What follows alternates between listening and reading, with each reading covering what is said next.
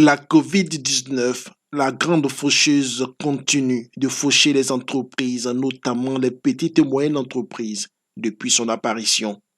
Une situation intenable qui nécessite la mise en place de ce projet d'appui au renforcement des capacités des centres de gestion et des PME adhérentes au CGA. Partenaires des PME, les centres de gestion agréés veulent donner une bouffée d'oxygène aux entreprises impactées par cette pandémie. Les CGA qui participent au projet gagnent en renforcement des capacités d'accompagnement justement de ces PME sur ces deux volets de formalisation des emplois et de recherche de financement, de mise en relation avec les établissements bancaires. Financer, accompagner plus de 300 PME et renforcer les capacités de plus de 60 centres de gestion agréés en vue de préserver les emplois. Difficile équation, mais un dialogue s'impose entre banques et structures concernées. Appui et renforcement aux PME. Il s'agit d'améliorer les conditions de 4800 emplois, apporter assistance à plus de 800 entreprises ivoiriennes et assurer la formation de 1500 dirigeants d'entreprises.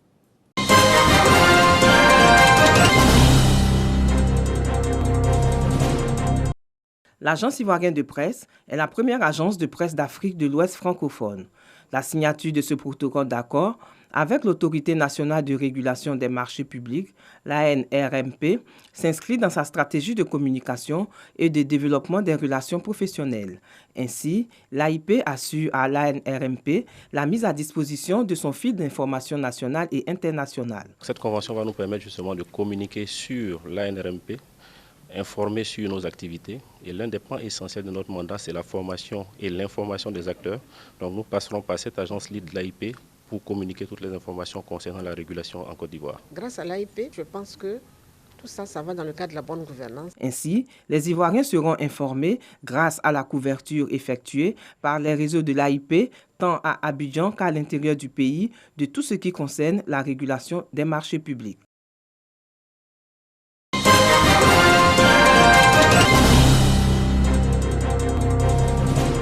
Le civisme doit être une habitude dans nos comportements de tous les jours.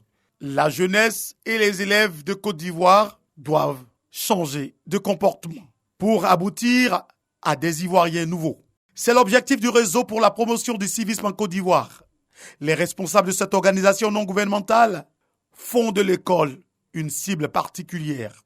Élèves, parents d'élèves et enseignants sont tous concernés par cette sensibilisation. D'où la présence du REPSI au lycée moderne de Daloa pour parler et échanger avec les acteurs du système éducatif.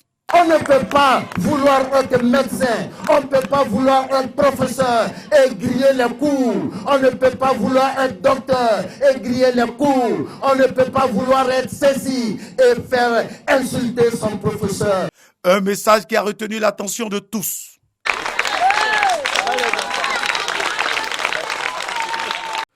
Et pour bien faire les choses, plus de 200 tables bancs ont été offerts par le réseau pour la promotion du civisme en Côte d'Ivoire, REPSI.